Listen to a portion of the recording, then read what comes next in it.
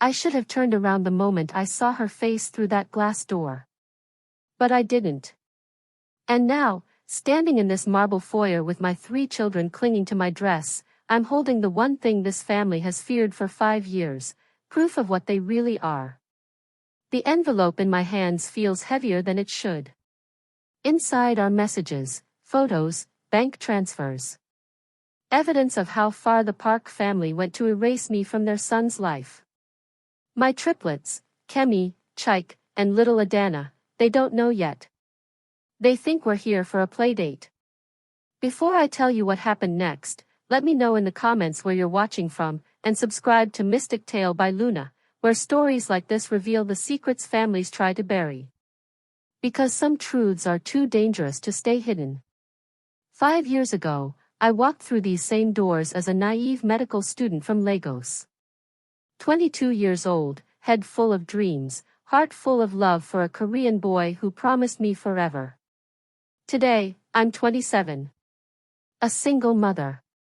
A woman who learned that some families will destroy you to preserve their image.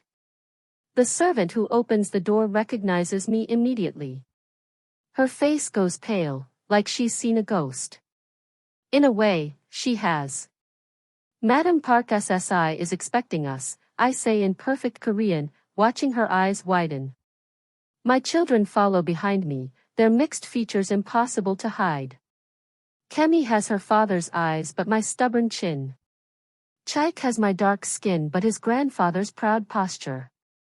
And Adana, sweet Adana, she has her father's gentle smile and speaks 3 languages fluently, though the Parks don't know that yet. The foyer hasn't changed. Same marble floors that echo every footstep. Same crystal chandelier that costs more than most people's homes. Same family portraits lining the walls, all Korean faces, all acceptable bloodlines. We don't belong here. That was made very clear to me 5 years ago. But my children? They're Park blood whether this family likes it or not. Iama, Kemi whispers, using the Korean word for mother that I taught her in secret. Why does everyone look scared? Because they should be, baby girl. Because they should be. The matriarch appears at the top of the marble staircase like a queen surveying her kingdom. Mrs. Park Min-young, 73 years old, 4 feet 11 inches of pure cultural authority. She built her son's empire on tradition, respect, and the complete erasure of anything that threatened their perfect Korean legacy. She descends slowly, her hanbok pristine, her face a mask of controlled displeasure. Behind her follow 2 younger women I don't recognize, probably the wives of her other sons, the acceptable daughters-in-law who gave her acceptable grandchildren. You were not invited, she says in English, her accent thick with disdain. Your son invited me, I reply in Korean, enjoying the way her jaw tightens. 5 years too late, but he invited me. That's when it happens. The moment that changes everything. Little Chaik, my brave boy, steps forward and bows perfectly. Halmiani, he says in flawless Korean. We brought you gifts from Nigeria. The sound that escapes Mrs. Park's throat is barely human. Because children don't learn Korean that perfectly by accident. Children don't bow with that precision unless someone taught them. Someone who knew exactly what he was doing. How, she whispers, and I can see her mind racing. How do they know our language? Adana, always the performer, giggles and launches into a perfect recitation of a Korean children's song. Her pronunciation is flawless, her tone playful. She's been practicing for this moment her entire short life. The color drains from Mrs. Park's face completely now. Because she knows. She knows that for 5 years, someone has been teaching my children their father's language. Someone has been preparing them for this moment. Someone has been planning this return. Jin-woo, she breathes, and I see the exact moment she realizes how deep this goes. How long he's been defying her. How completely she's lost control of her perfect family narrative. My phone buzzes. A text message. From him. I'm sorry, Ada. I should have protected you then. Let me protect our children now. Our children. He wrote our children. 5 years of silence, and now he's ready to claim them. The envelope in my hands suddenly feels like a weapon I'm not sure I want to use. Because this isn't just about justice anymore. This is about 3 innocent babies who deserve to know their father, even if his family never deserves to know them. Mrs. Park's eyes lock onto mine, and I see something I've never seen before. Fear. 6 years ago, I didn't know that love could be a weapon used against you. I was 21, sitting in the Seoul National University Library at 2 a.m., surrounded by medical textbooks and empty coffee cups.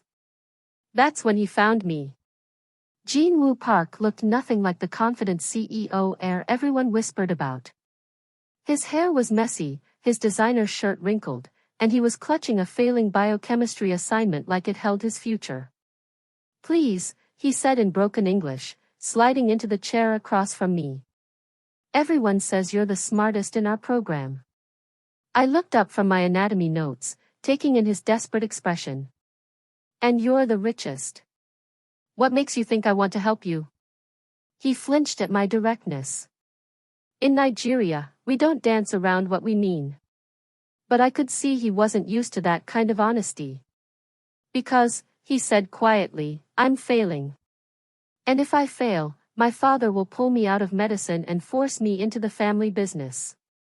There was something in his voice, a vulnerability that didn't match his expensive clothes or his family's reputation. He wasn't the entitled heir I'd expected. He was just a scared boy trying to choose his own path. One session, I said. We'll see if you're worth my time. That one session turned into 3. Then daily study meetings. Then late-night conversations about everything except our families. He taught me Korean phrases while I explained cellular respiration. I showed him how to suture while he shared his dreams of being a pediatric surgeon. Why medicine? I asked him one night, watching his careful hands practice knots. Children don't care about money or status, he said. They just want to feel better.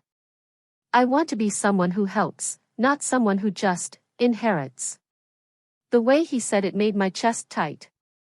This wasn't the Park family golden boy everyone talked about.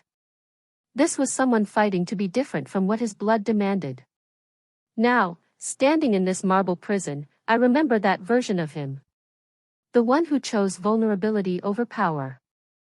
The one who didn't know his family would use that choice to destroy us both. Mrs. Park's voice cuts through my memories like ice. Where is my son? Working, I reply, keeping my voice steady. He doesn't know we're here yet. It's a lie. He knows. He's been planning this moment as carefully as I have. But she doesn't need to know that.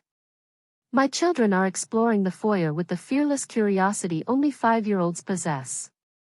Kemi runs her small fingers along the marble walls, while Chaik examines the family portraits with serious concentration. Adana has found a crystal bowl and is making it sing with her finger. Stop touching things, Mrs. Park snaps in Korean. Why? Adana asks back in perfect Korean, tilting her head. Appa said this is our house too. The silence that follows is deafening. Mrs. Park's composure cracks just slightly. What did you just say? Appa comes to see us in Lagos, Chaik announces proudly. He brings us Korean snacks and teaches us songs. I watch the matriarch's world tilt on its axis. Because she's realizing what I've known for 2 years, her perfect obedient son has been living a double life. He visits you, she whispers. Kemi nods enthusiastically. Every month. He takes us to Lekki Market and buys us presents. And he always cries when he has to leave. The truth hits Mrs. Park like a physical blow. Her son, her carefully controlled heir, has been maintaining a secret family in Nigeria for years. He's been defying her ultimate command, the one she thought had ended everything. That's impossible, she breathes. I pull out my phone and show her the photos. Jean Woo on Tarkwa Bay Beach, building sandcastles with our children. Jean Woo at the National Theater, teaching them traditional Korean dances. Jean Woo sleeping in my Lagos apartment, exhausted from the long flight but smiling as 3 small bodies curl around him. He never forgot us, I say quietly. He just learned to hide us better. Mrs. Park stares at the images, her face cycling through disbelief, rage, and something that might be fear. Because she's seeing proof that her control over her son was always an illusion. You manipulated him, she accuses, but her voice lacks conviction. Did I manipulate him into learning Igbo so he could sing our children to sleep? Did I manipulate him into sending money every month, even when I told him we didn't need it? I swiped to another photo, Jean Woo wearing traditional Nigerian clothes at Kemi's 5th birthday party, laughing as our daughter smears cake on his face. He chose us, Mrs. Park. Every single month for 5 years, he chose us. The older woman's hands are shaking now. She's realizing that every decision she made to separate us, every threat she issued, every manipulation she deployed, none of it worked. Her son found a way to love us anyway. The family business. He runs it from Lagos half the time now, I interrupt. Your company has had Nigeria operations for 3 years. Didn't you ever wonder why he was so passionate about that expansion? Her face goes ashen. The Lagos office. His idea. His location. His excuse to be with his real family. I watch her add up the pieces. The monthly business trips. His sudden expertise in West African markets. His insistence on personally overseeing the Lagos operations. All of it was a carefully constructed lie to hide his truth. He played you, I say softly. For 5 years, your perfect obedient son has been living the life he wanted while making you think you'd won. That's when the front door opens. And Jean Woo walks in. He's 30 now, broader than he was in university, wearing a perfectly tailored suit that probably costs more than most people's cars. But his eyes are the same ones that used to look at me across library tables and promise forever. Iyama, he says to his mother, his voice carefully controlled. We need to talk. Then he looks at me, and I see 6 years of longing condensed into a single moment. Ada, he says, and my name in his voice still makes my heart race. You came. You asked me to. He did. Last month, when he finally told me he was ready to stop hiding. Ready to choose us publicly, the way he'd been choosing us privately for years. Mrs. Park looks between us, and I can see her calculating. Planning. Preparing for war. But she doesn't understand yet. We're not here to ask for permission anymore. We're here to take what was always ours. 5 years ago, I discovered I was pregnant on the same day Jean Woo's engagement was announced in the Korean business papers. I was 22, standing in my tiny Seoul apartment bathroom, staring at 3 positive pregnancy tests lined up on the counter like evidence of my own destruction. My hands were shaking so badly I could barely hold my phone to call him. Ada? His voice was breathless, like he'd been running. We need to talk, I whispered. He arrived within an hour, still wearing his formal engagement ceremony hanbok. The irony wasn't lost on me. Traditional Korean wedding clothes to hear about his Nigerian girlfriend's pregnancy. I tried to stop it, he said before I could speak. The engagement. My father made the announcement without telling me. The marriage contract was signed when I was 18. I held up the pregnancy test. Well, this complicates things. The color drained from his face completely. He sank onto my couch, head in his hands. Oh God, Ada. What have we done? We loved each other, I said. That's what we did. But love, I was learning, wasn't enough when it collided with billion-dollar family legacies and centuries of cultural expectations. The Park family matriarch appeared at my apartment door 3 days later.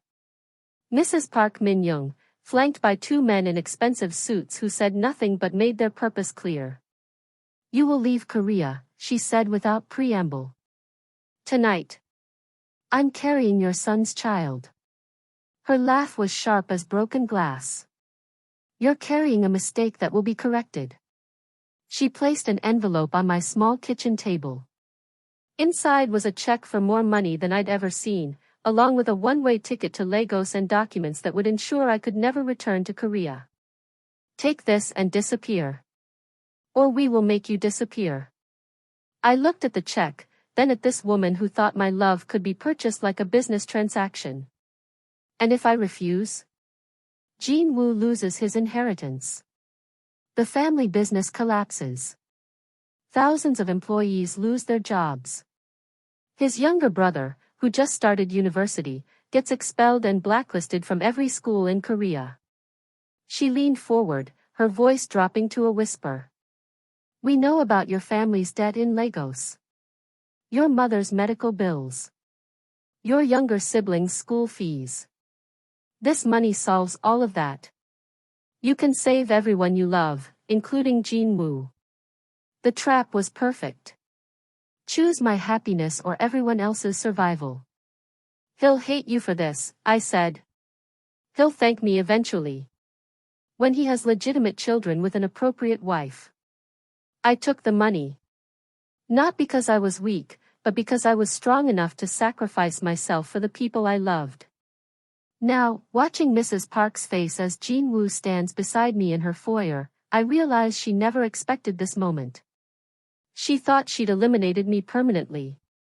Iyama, Jin-woo says to his mother, his voice deadly calm. I need to speak with you privately. Not until that woman and those children leave my house. These children, he says, kneeling down to eye level with our triplets, are your grandchildren. And this woman is the mother of your legacy. Kemi runs to him immediately, throwing her arms around his neck. Appa! You said you had a surprise for us. I do, baby girl. But first, some people need to learn some manners. Mrs. Park's control is fracturing.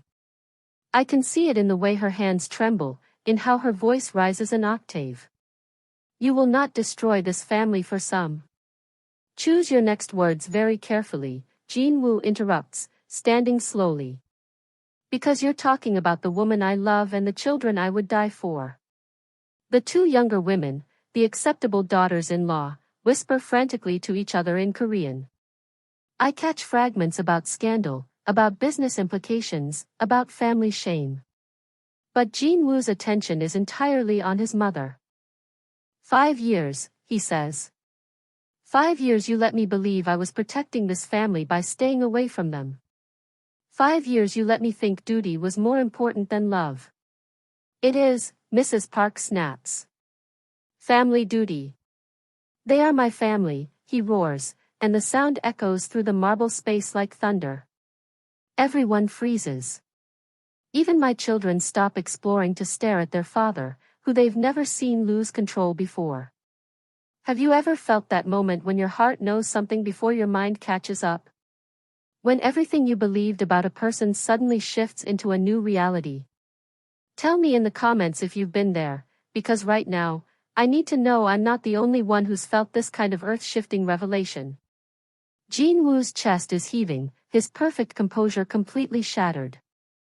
Do you want to know what I've learned in 5 years of monthly trips to Lagos? He asks his mother. I've learned that Kemi likes to paint but only with her fingers because brushes feel too careful. I've learned that Chaik memorizes every Korean folk song I teach him and sings them when he's scared. And Adana, sweet Adana, she asks me every single month when she can meet her Halmiani. His voice breaks on the last word. Every month, these children ask me when they can meet their Korean grandmother. And every month, I have to explain that their grandmother doesn't want to meet them because their skin is too dark and their mother is too African. Mrs. Park recoils like she's been slapped. That's not, we never said. You threw money at a pregnant woman and threatened her family to make her disappear. What would you call that? The silence that follows is suffocating. Jin-woo pulls out his phone and shows it to his mother. The screen displays bank transfer records, going back 5 years. Every month, I send money to Ada. Not because she asks for it, but because it's the only way I can pretend I'm not a coward who abandoned his pregnant girlfriend. He swipes through more screens. Every month, I fly to Lagos and pretend it's for business. I have a second apartment there. I have photos of my children on my desk that I tell everyone are my Nigerian business partner's kids. His voice is getting louder, more desperate. I know every teacher at their school. I know every friend they play with. I know that Kemi wants to be a doctor like her mother, that Chaik loves Korean food but hates kimchi, and that Adana speaks 3 languages fluently because she wants to be a translator who helps families talk to each other. Mrs. Park's face is ash-gray now. I know my children, Iyama. Do you know yours? The question hangs in the air like an accusation. Because I've spent 5 years becoming the father I want to be in secret, while you've spent 5 years pretending my children don't exist. He turns to me, and I see something in his eyes I've never seen before. Not love, I've always known he loved me. This is different. This is certainty. Ada, he says, his voice dropping to barely a whisper. I'm sorry. For all of it. For choosing duty over courage. For letting my mother's fear make me a coward. For making you raise our children alone while I played the obedient son. My throat is so tight I can barely breathe. But I'm not choosing duty anymore. I'm choosing them. I'm choosing you. And if my family can't accept that, then they're not really my family. Mrs. Park makes us sound like a wounded animal. Jin-woo, you don't understand what you're throwing away. I understand perfectly, he says. I'm throwing away a life built on lies and fear and the belief that blood is more important than love. He looks around the marble foyer, at the crystal and the portraits and the cold perfection of it all. This house has never been a home. But that small apartment in Lagos, with Ada and our children and the sound of 3 different languages mixing at the dinner table, that's home. The words hit his mother like physical blows. You would choose her over your entire heritage? Jin-woo's answer comes without hesitation. I already did. 5 years ago, I should have been brave enough to say it out loud. That night, Jin-woo and I sit on opposite ends of my hotel room couch while our children sleep in the adjoining suite. The silence between us carries the weight of 5 years of separation and a lifetime of questions neither of us knows how to ask. I booked us flights back to Lagos tomorrow, I say quietly. The children have school on Monday. He nods but doesn't look at me. I know. I have meetings there anyway. The Lagos expansion it's not just a cover anymore. It's become the most profitable division of Park Industries. Your mother won't forgive this. My mother has spent 30 years building walls around everything she loves. Eventually, you suffocate inside your own fortress. I watch him in the dim light from the Seoul city skyline. He looks older than 6 years should have made him. The weight of living 2 lives has carved lines around his eyes that weren't there when we were students. Jin-woo, I start, then stop. How do you rebuild a relationship that was destroyed before it could fully bloom? You were right to leave, he says suddenly. 5 years ago. When my family made you choose between my future and yours, you made the brave choice. I was 22 and terrified. You were 22 and stronger than I was. He finally looks at me, and I see the boy I fell in love with in that university library. But there's something else now. A hardness earned through years of compromise and regret. Do you remember what my grandmother used to say? I ask. He smiles slightly. Your grandmother said many things. Most of them involve me learning to cook proper jollof rice. Despite everything, I laugh. She said that love isn't about choosing each other once. It's about choosing each other every day, even when the choosing gets difficult. Especially when the choosing gets difficult. We stopped choosing each other, Jin Woo. You chose duty. I chose survival. But we stopped choosing us. The silence stretches between us again, but it feels different now. Less heavy. More hopeful. I want to choose you, he says. Every day. In front of my family, in front of the world, in front of anyone who thinks our love is something to be ashamed of. And I want to choose you too. But not the version of you that exists in secret. Not the version that lives two lives and carries shame like a weight. He reaches across the couch and takes my hand. His skin is softer than I remember, the hands of a businessman, not a struggling medical student. Then let's choose the versions of ourselves we want to be. The next morning, Jin Woo doesn't fly back to Lagos with us. Instead, he calls a family meeting. 3 days later, my phone rings. It's him, and his voice sounds lighter than I've heard it in years. I resigned from Park Industries, he says without preamble. My heart stops. Jin Woo, no. Your family business was never mine to begin with. It was a cage disguised as a legacy. What will you do? I'm starting a medical practice. Pediatrics, like I always wanted. And I'm opening the first location in Lagos. I sink into my kitchen chair, overwhelmed. You're moving to Nigeria. I'm moving home, Ada. To wherever you and our children are. Your mother will never speak to you again. Maybe not. But you know what she did do? She asked me to bring the children to visit before I leave Korea permanently. I almost dropped the phone. What? Apparently, after I walked out of that family meeting, my youngest brother had some words with her. About legacy and what it actually means. About how her great-grandchildren shouldn't have to suffer for her prejudices. And she wants to meet Kemi, Chaik, and Adana properly. Without conditions. Without ultimatums. Just as their Halmiani.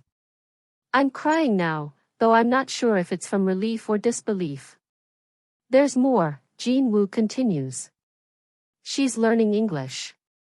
And she asked me to teach her some Igbo phrases so she can talk to the children in your language too. I don't understand. 3 days ago she wanted us to disappear forever. 3 days ago she thought love was a weakness that threatened everything she'd built. Yesterday she realized that love is actually the only thing strong enough to build something worth keeping. 6 months later, I'm standing in the kitchen of our new house in Victoria Island, Lagos, watching through the window as Jin Woo teaches our children Korean calligraphy in the garden. The sound of their laughter mixes with the call to prayer from the nearby mosque and the Sunday church bells, creating the perfect soundtrack of our blended life. My phone buzzes with a video call.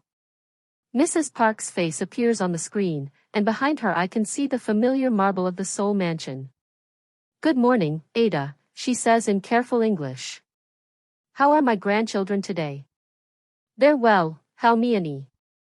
Kemi learned a new Yoruba song at school yesterday. Would you like to hear it?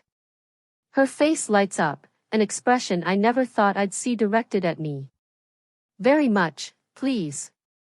I call the children inside, and they crowd around my phone, chattering excitedly in the mixture of Korean, English, and Igbo that has become our family language. Halmiani. Adana shouts. Appa is teaching us to make kimchi jollof rice. Mrs. Park laughs, actually laughs, at the cultural fusion that would have horrified her a year ago. Take pictures, she says. I want to see everything. As the children perform Kemi's new song, I watch this woman who once tried to erase me from her son's life now hanging on every word her grandchildren speak. Love, it turns out, is stronger than fear. But it takes courage to let it win. After the call ends, Jin Woo wraps his arms around me from behind. Any regrets? He asks. I lean back against his chest, watching our children play in the garden of the home we built from the ashes of everything his family tried to destroy. Just one, I say. He tenses slightly. What? I regret that it took us so long to realize that the only approval we needed was from each other. He kisses the top of my head, and I feel the last of the old hurt finally release its grip on my heart. Sometimes the greatest act of love is walking away from something that's destroying you. Sometimes it's coming back to fight for what's yours. And sometimes, if you're very lucky, it's building something entirely new from the pieces of what broke. The wisdom is knowing which moment requires which kind of courage. Our children are living proof that love doesn't just conquer, it creates. It builds bridges between worlds that were never supposed to touch. It teaches Korean grandmothers to say, I love you, in Igbo. It turns corporate heirs into pediatricians who sing Nigerian lullabies in perfect harmony. And it turns two people who were forced apart by fear into a family that chooses each other every single day, no matter how difficult the choosing becomes. That, I've learned, is what real victory looks like.